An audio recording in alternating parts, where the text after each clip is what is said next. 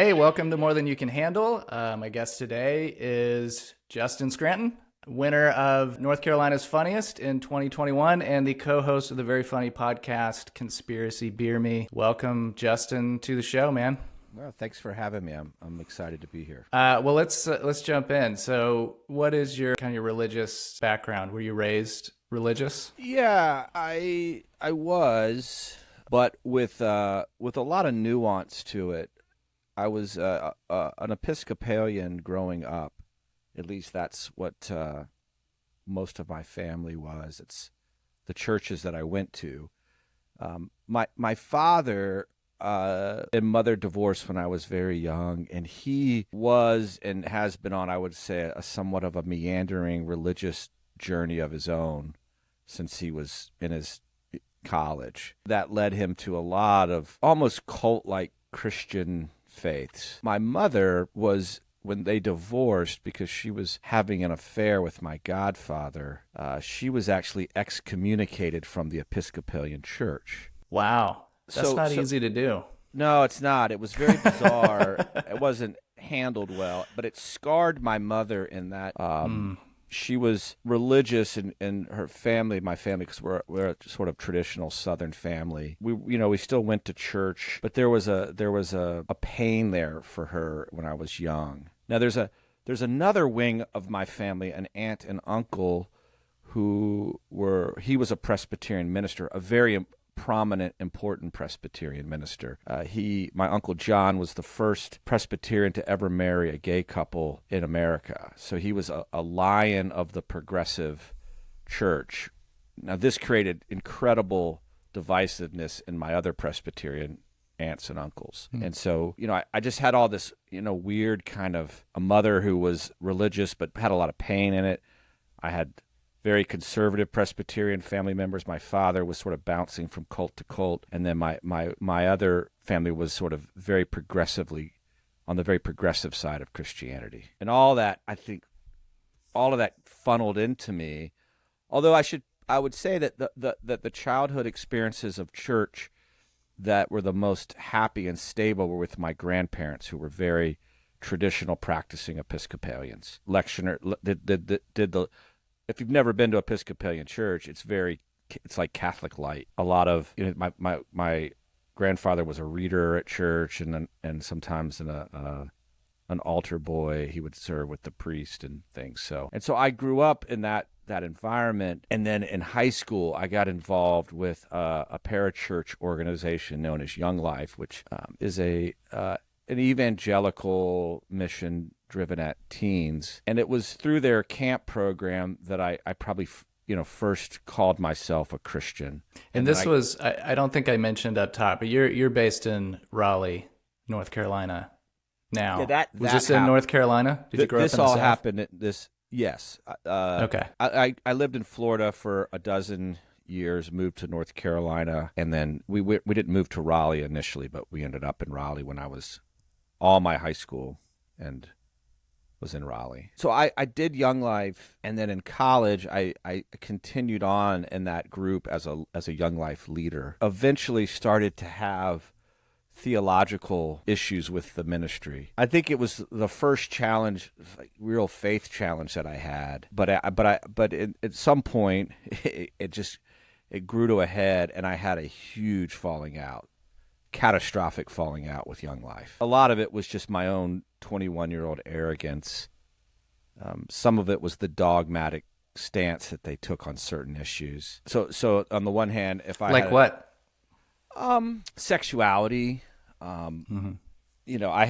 alcohol. I had the beginning of criticisms about the evangelical church that I still hold to this day, that I would still stand by to this day. If you would ask me, and it's funny because I just went to a funeral with my father of his sister-in-law, my aunt, and we drove back to my hometown, Tallahassee. We had this argument for hours, and my argument was the evangelical church has become the Pharisees of the New Testament. They've become the legalistic people that Jesus railed against. And it was in Young Life that I first started to experience. I mean, it's kind of interesting. I know a little bit about Young Life, it's not the place you would expect someone raised Episcopalian and liberal Presbyterian to end up.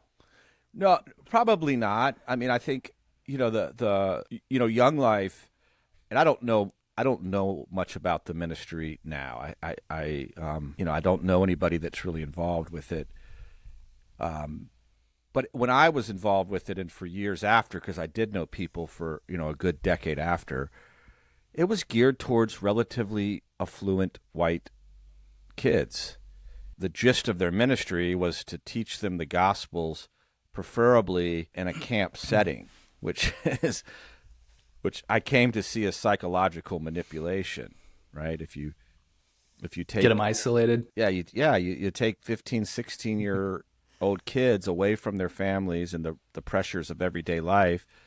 You feed them, you show them mountaintops, you let them have the best time of their life, and then when they're tired and worn down, you pull them into a room and you, in a very charismatic way, introduce them to the idea of converting to Christianity. But then it was the once you were in the group, it started the rules started to come, and a lot of it was I was dating a girl who was not in the fold.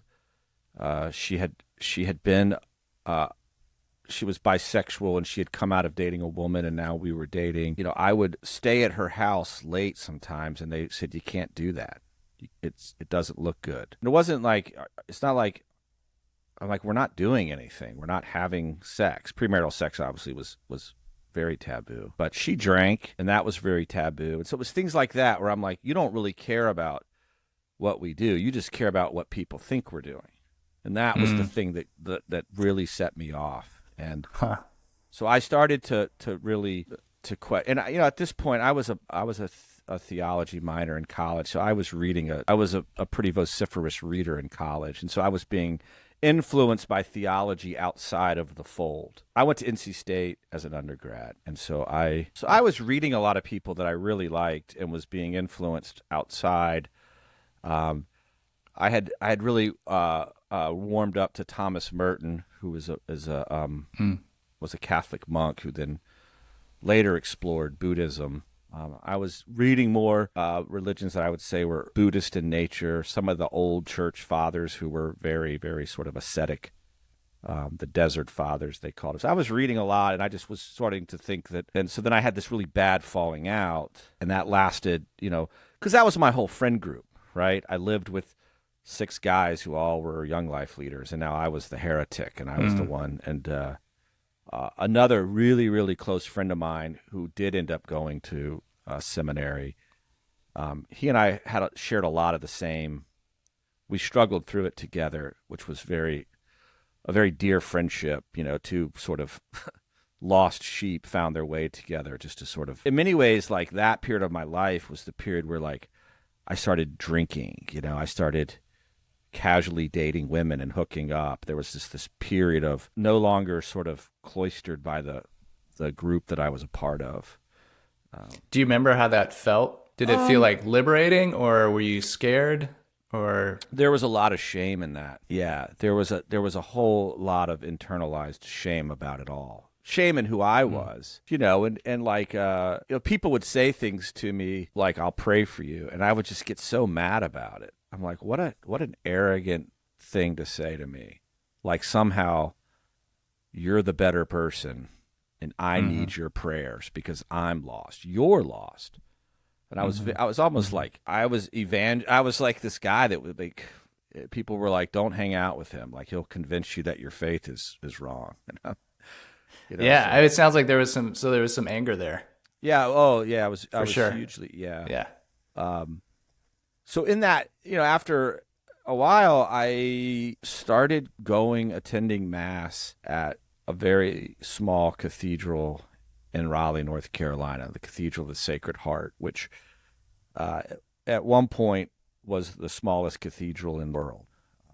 It's tiny. It's old. It looks like an old church, and I liked old church architecture. I like stained glass. I like organs. That's all the Episcopalian in me.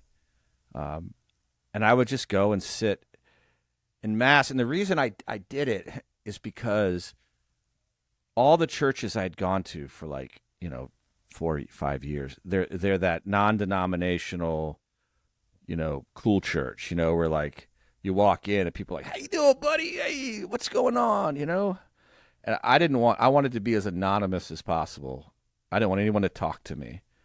I just wanted to go sit in church and have that feeling and then be left alone. And the Catholic Church is perfect for that. Nobody gives a shit that you're there. Nobody knows who you are. Right. There's so many Catholics that come and go. Nobody, like I went to so many churches where like you just saw so many people. Strangers stood out.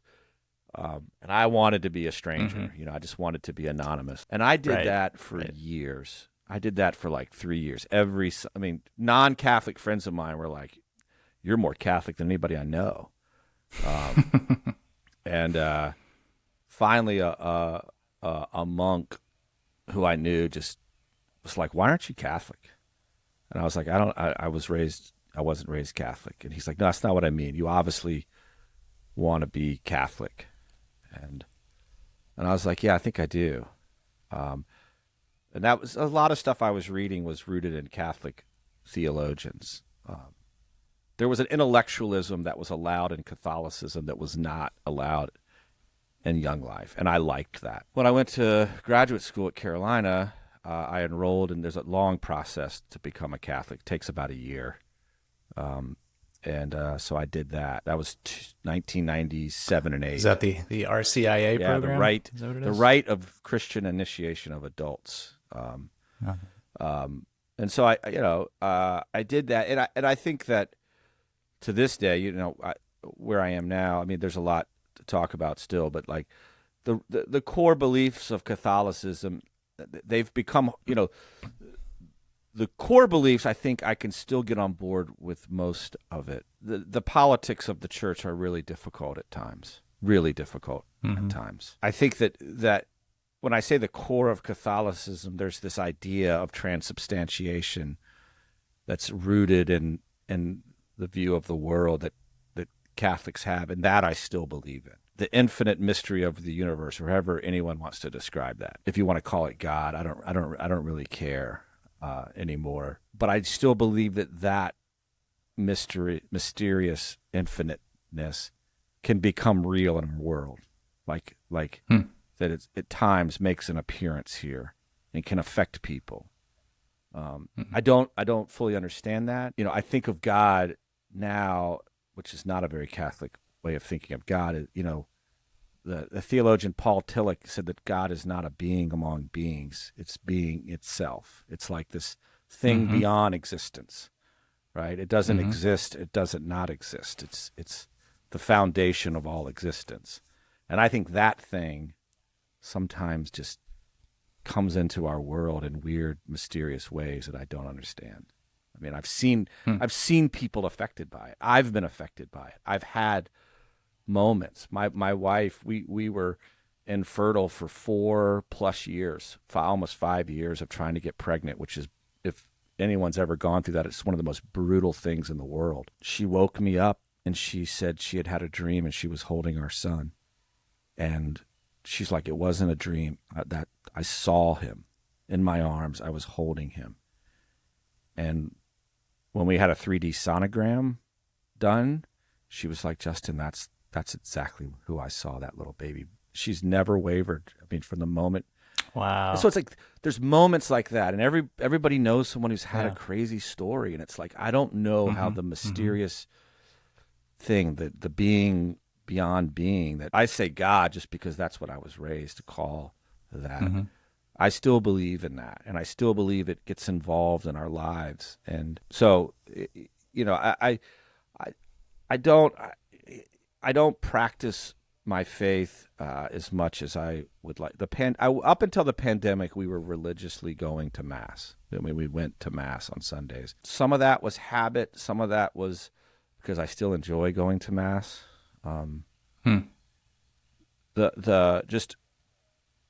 This is very odd, but the church that I went to in my sort of period of just lostness, the Cathedral of the Sacred Heart, that became the church that I attended with my wife where we were married.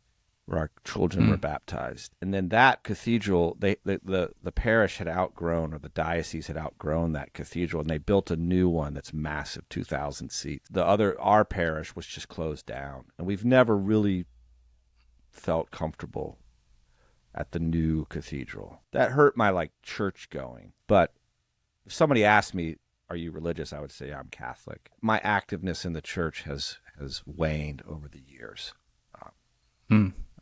My kids are baptized Catholic, but we don't go to Mass in any kind of regular fashion anymore. Are there any practices that continue to keep you tied to the church or the Catholic faith? Yeah. Any kind of regular? Sure. I mean, that's a good question. I mean, I still pray a rosary quite often. A rosary, for those who aren't Catholic, is a sort of guided prayer, a guided meditation. There's not a set rosary. You just use rosary beads to sort of help know your place in the prayer cycle. And there's if you want to pray a rosary, you can pray one for anything, right? There's ones for, health, there's ones for healing, there's people make up their own. I mean, there's so I found some that were meditative and contemplative that I like. So you're saying some rote prayers, and then you're pausing and silence, and I still do that pretty regularly. That I find that helps me stay. It's a good way to start my day. So I often do that in the morning, and mine is focused more on mental health than anything. The rosary that I pray is sort of targeted for people with depression. Is that something you struggle with? Depression? Oh man, that's that's the story of my life. Is sort of chronic, disabling depression, for sure. Yeah. So I still do that. And we still go to Mass, and we still go to Mass on holidays. And like right now in the Catholic calendar, we're in Lent, and we don't eat meat on Fridays. And this is probably the first year. I go on Ash Wednesday and get the ashes. Some of that stuff, if you pressed me, I'd probably say I don't know that it means anything except what you make it to mean, right? If somehow getting ashes on Wednesday once a year helps remind you that you're mortal and that you're going to die, and then that helps you be a better person, that's probably a good thing.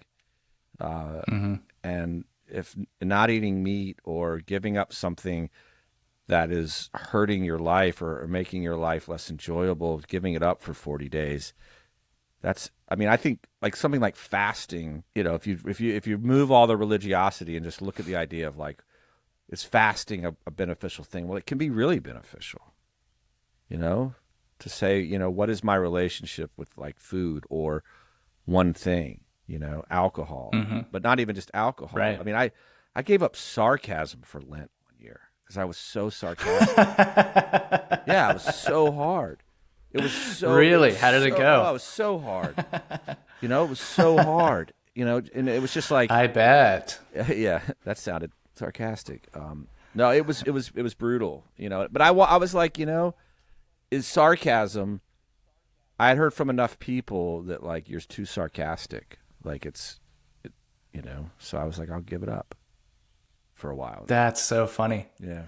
When I was 16 or 17, a group of my closest friends held an intervention with me about my sarcasm. Yeah. And asked me to stop being so sarcastic all the time. It was too much. Yeah, that's sort of what went down. Is I just was like, I'm too sarcastic. It drives people away from me. And like, what is my relationship? Why do I do that? Yeah. Right. And and that's what fasting does. I guess it kind of breaks the cycle enough for you to kind of stand outside of it a little bit and see it. That's right. I think that's for what it is. Yeah. And so there's a lot of practices in the church that people are like, hey, you want to do this? I'm like, no, I gave it up for Lent. And they're like, why do you do that? It's so dumb. And I'm like, is it really dumb? Is it really dumb to like each year think about something that would help you in your life? Try not to have it. Yeah. I mean, like, it's not dumb. So you're just trying to be more intentional about a certain part of your life, really. Yeah. Yeah. And just be aware of the things that influence you. And I think it makes tons of sense. And it's certainly not anything unique to Catholicism. I mean, No, sure. Lots of religions and different spiritual paths practice fasting because it's pretty universally been recognized as important and helpful. Yeah. So that makes sense. Yeah. What are you giving up this year? Anything? No, I didn't give anything up this year, which is the first time I ever have. You gave up giving up for Lent? No, yeah, I think I was just, when it hit, I have this sort of ties into depression, which was like I just had my medications all switched up because I was not doing well at the end of 2022, and so at the time I was like, I've got enough on my plate right now. Like I just want to get out of bed and be more productive and have more energy, and right now that's like what I've been focused on. So hopefully I'll be back next year because I do enjoy it. Yeah, the Lenten season. That's the thing. I like the part of religions. I don't really care, like if you're Jewish or Muslim or especially Buddhist, but they all have oftentimes a season where you're like, all right, this is the atonement season. This is the dry desert, right? Like this is not the mountaintop experience. This is the Jews wandering through the desert after being delivered from Egypt. You know what I mean? Like it's like I like that. I always like that part of religion more than the happy parts. Yeah, I think I do too. I think that makes sense as someone who's also struggled with depression throughout my life. Yeah, I've been drawn to the more somber moments in the religious calendar and just religion in general. When I was reading, like my favorite book of the Bible is Ecclesiastes, which is a very austere book to say the least. But I was like, it fit in with this sort of wisdom of the desert fathers that I got addicted to in my 20s. It just really shaped me. And then that fits sometimes very well into Buddhism too, where there's this real sense of like everything's sort of meaningless. And I've always sort of liked that, especially as a depressed person. That's an easy emotion to connect with. So, yeah. There's a great book of Buddhist parables called Zen Flesh and Zen Bones, and I often read that as part of my meditation. It's a really great. I read those often. I read Ecclesiastes. I have like a standalone copy of Ecclesiastes that I'll sometimes read at night. So that's where I'm at. I think you're the first person I've met that enjoys reading Ecclesiastes on a regular basis. It's so good. It's so good. I mean, it's not happy, but right. Yeah, it rings true. Yeah, there's a preface. Yeah, I don't know who wrote the preface off the top of my head, but the preface begins like, this is not an easy book. This is not a book for people that like sweets and easy living. Like I read that and I was like, I love this book. I'm going to love this book. So that's where I'm at today in terms of my faith practice. Tell us a little bit about your journey into stand-up and comedy. And have you thought about any connections there between your spirituality and comedy? That's it. The answer is, on one hand, no, but that doesn't make sense when I say it because, I as a child wanted to be a stand-up comedian from about 13. When I visited my dad in California, he lived in the Bay Area, and that was one of the heydays of stand-up comedy for San Francisco. Robin Williams and Billy Crystal and Whoopi Goldberg had sort of built the scene there, and we would go to this comedy festival every summer. It was an outdoor festival, and some of the great comedians of the 80s. And my dad would take us to comedy clubs when we were like 14, 15.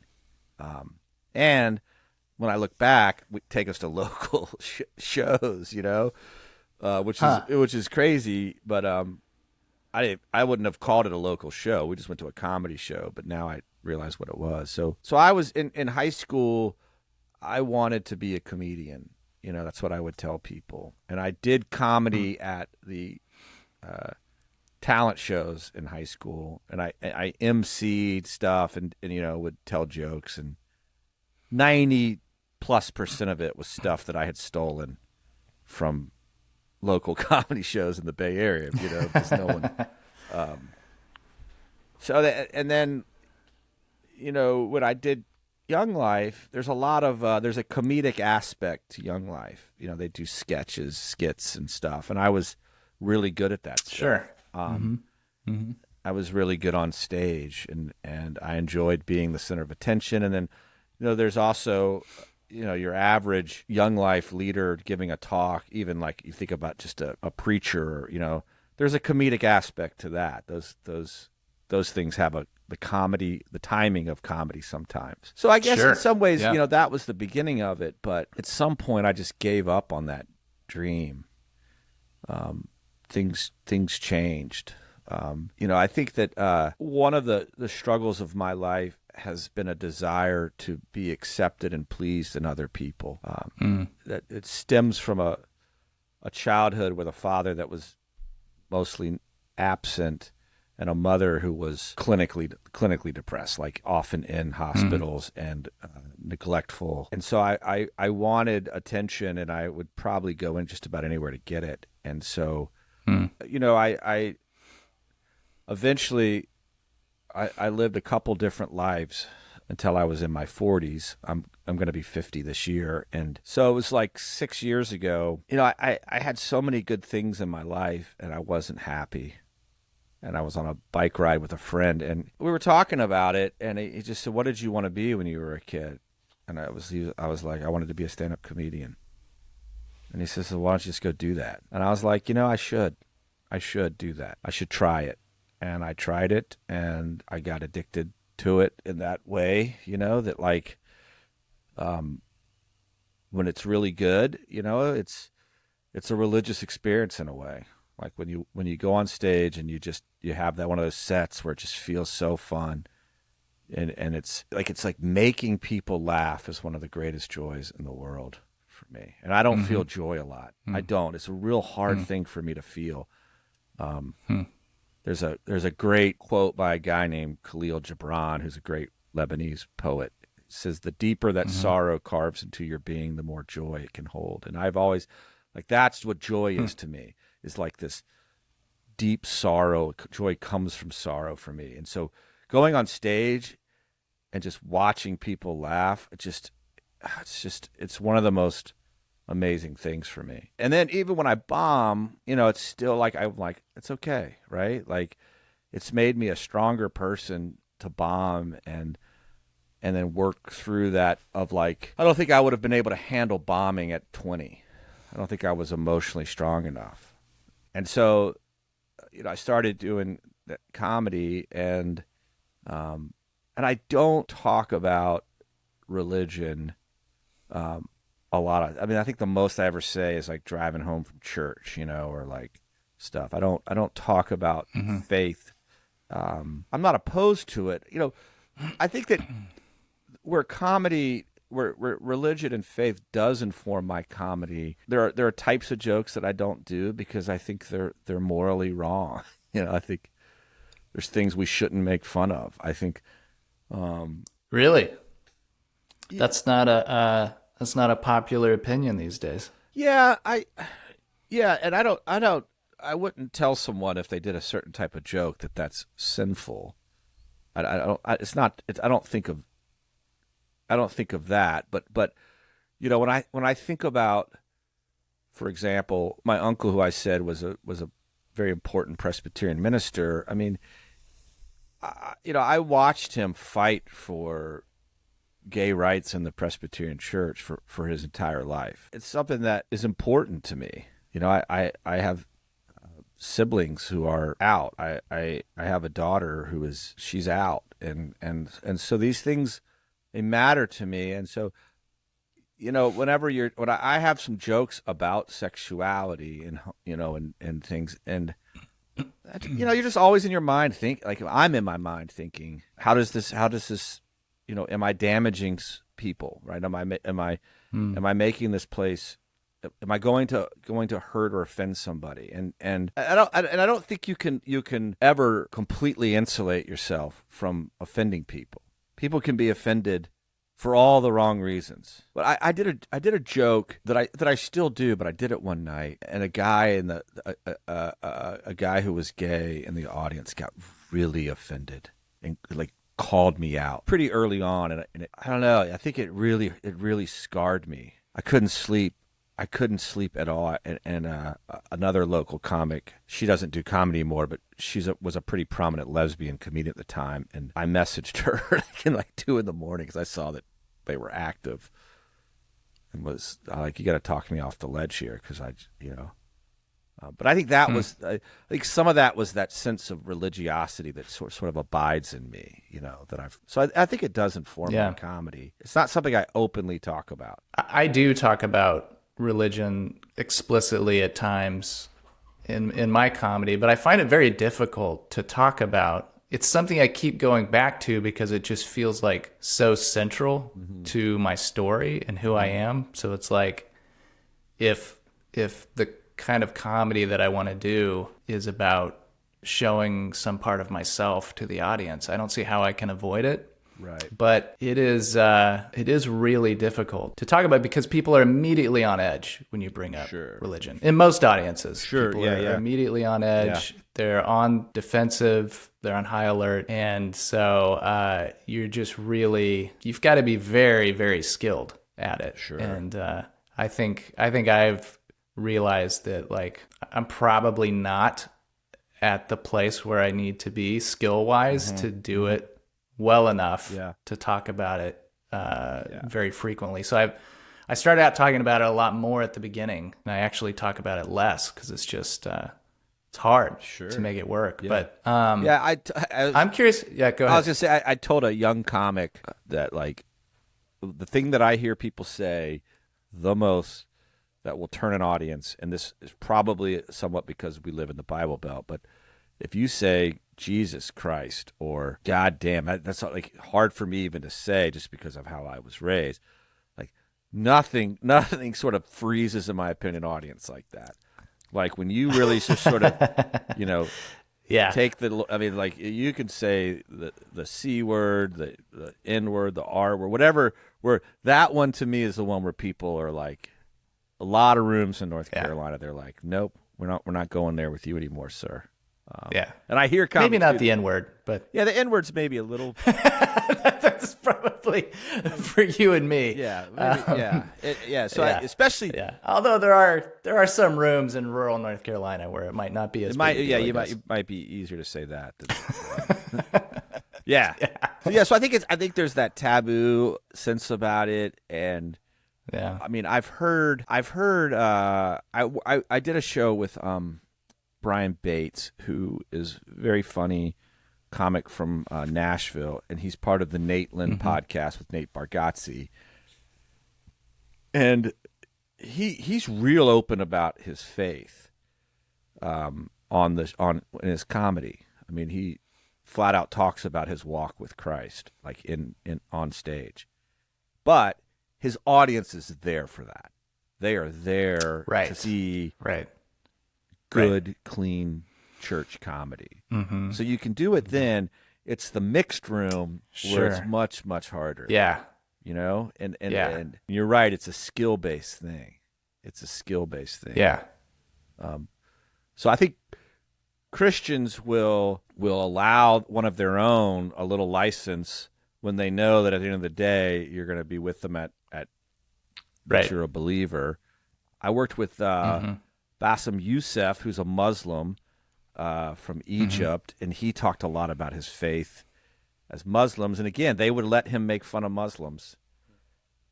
Right. But, that was in front of his audience that was there to see him. It's when you walk in and, you're like, I'm a 50-year-old Catholic, and people are like, don't care, right? Turned off, Well, what about for you, the practice of comedy itself, the writing, the kind of like introspection and crafting a joke. Like, do you feel like in any way that is a kind of spiritual or religious practice for you? Are you trying to? And I think I bring it up because I don't know if you've seen the documentary about Gary Shandling. I've heard it's very good.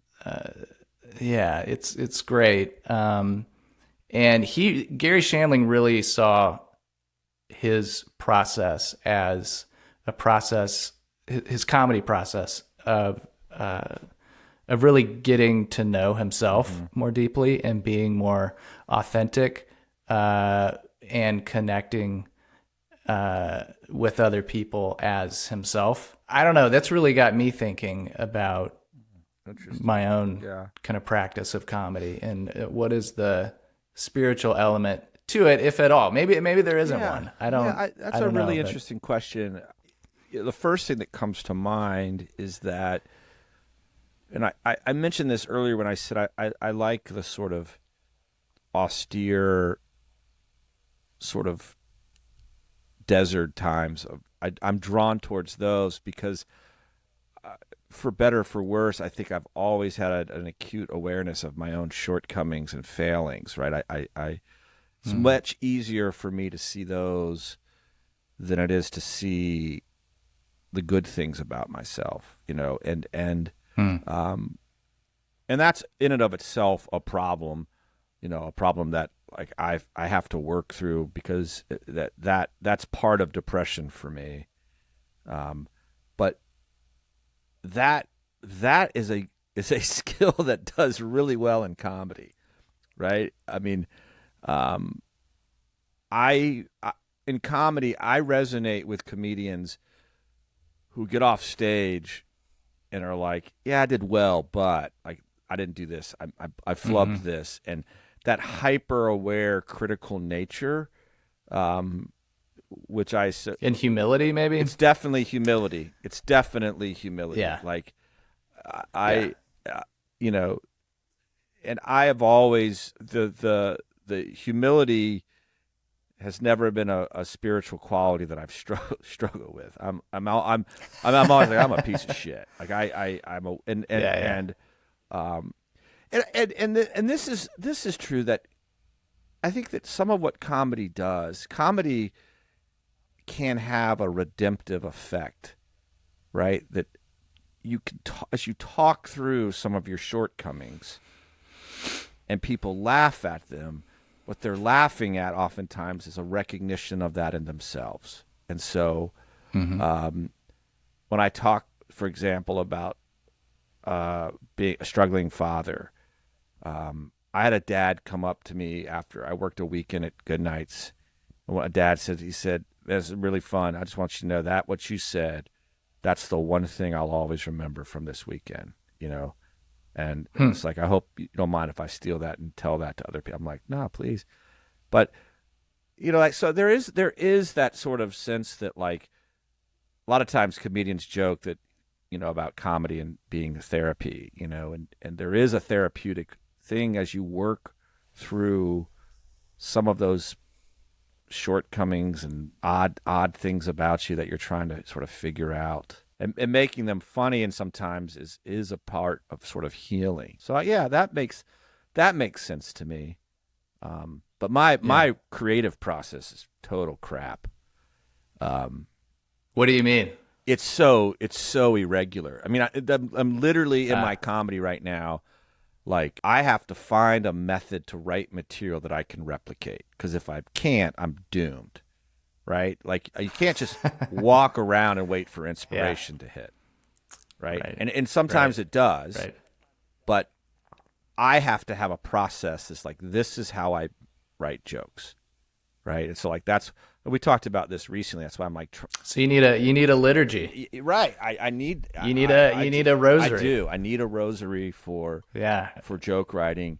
For joke writing. And let go to some degree of, like, oh, that joke wasn't good. No. Did you follow the process to create a joke and try it out on stage and then hone it and tag it and work on it? That's very Buddhist. Let go of the outcome.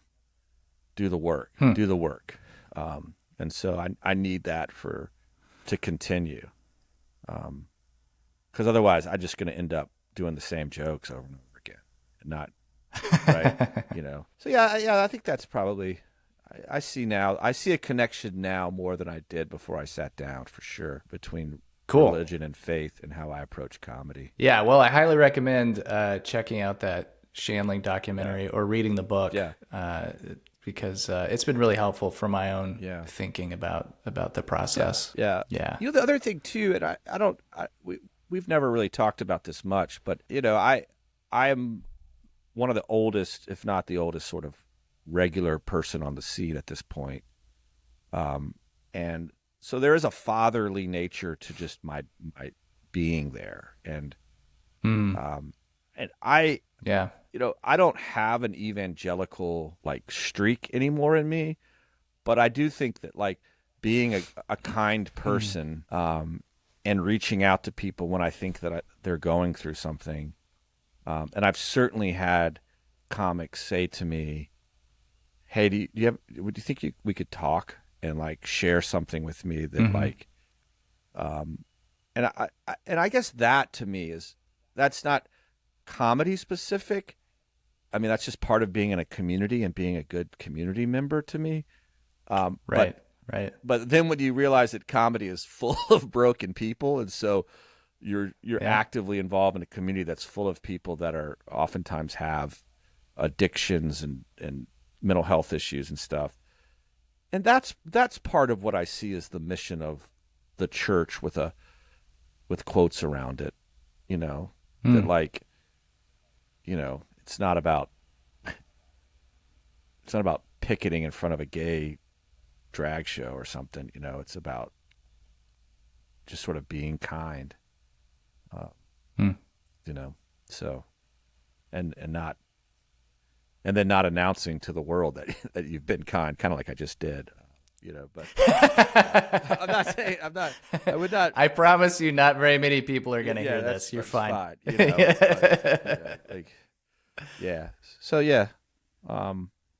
So that probably informs me as well, that I don't see it as I did go to a mic once. If we have time for this quick story, it was a very small mic at a bar that was called the Outpost, which I don't know if you ever went to the Outpost open mic. Oh yeah. Yep. A lot of times towards the end of the evening, it was all comics, and it basically was all comics and one guy. Whoever was hosting was like, anybody else want to go up? And I remember I was there, and Dehaj Hedrick was there, a very funny comic, and maybe Reed Pegram and maybe a couple other people. And this guy was like, you know what, I think I will go up. And he went up at midnight, and he gave a sermon. He had waited it out to then share his testimony to these comics. And and it was so funny. It was so funny. If it had been Andy Kaufman, it would have been brilliant. But he was 100% serious about it. Yeah. And yeah. But we couldn't stop laughing because it was just so funny to hear, after a bunch of bad comedy, to hear this guy who had waited for these lost souls, and that was how he decided he was going to preach the gospel. He was just going to go to bad open mics, wait till the end, get up there, and talk about Jesus. And it was hey man, your time is your time. You can do whatever you want. Best set of the night by far. It was so funny. That was so funny. Oh, that's great. But you get, if you took it to if you went to Good Nights and you're like, hey guys, good to be here. I would love to tell some jokes, but I really like to do is tell you a story about my friend, Jesus Christ. Yeah. Go into it. You'd probably get a laugh. Yeah, I did a weekend at the Improv with a comic who I won't name, who is a part of a religious cult. He was convinced that he was a prophet in this cult, and he would go out after the show. He would do the meet and greet after the show, sell his merch, take pictures, and then he would go into the parking lot after the show and proselytize with people who were just at his show. And this is a well-known comic, and he's been in several well-known movies. And it was the wildest thing I have ever seen. Crazy. Yeah. And also the funniest thing I'd ever seen. It was the best part of the show every night. I mean, To watch him in the parking lot talking to people about the Bible. Right. Yeah. I mean, I understand. Yeah. I understand why someone, in a certain, if I were still involved in the circles that I was in Young Life, and I was doing comedy, the discussions that we would have would be like, you have an opportunity to witness to people in a very unique way. Yeah. That's how they would see it. Right. Like, and you need to. Right. You have an obligation to use your platform. To share the gospel. Mm-hmm. And yeah, I just don't agree with that anymore. Well, even if I agree with the idea that you have an obligation, whipping out a Bible and reading John 3:16 is not the way I think that people should go about it. Right. Hats off to that guy. He's got to be really funny. He was great. Yeah, I mean, you'd have to be. He was great. Yeah. I have a feeling, I don't know. I'm curious what the effect has on his audience. Yeah, that's what I would like to know. But we should wrap up here. Thank you so much, dude. Yeah. This has been I really great. Enjoyed it. It's nice not to be funny or feel the obligation to be funny, talking about other stuff. Before we go, how can people find you, find your comedy, your podcast? The podcast is Conspiracy Beer Me, and we got a website. Probably the best way to find us, conspiracybeerme.com. We're on Spotify and everything else in the world. You can find my social media at JD Scranton Comedy on Instagram or Facebook, don't expect much from my social medias. It's I did give that up once for Lent, and I've never quite returned to social media. It's good for the soul to give it up. So, yeah, no doubt. Cool. Yeah, all right. Thanks. Well, thank you, Justin. Really appreciate it, Jeremy. Appreciate it, man. Okay.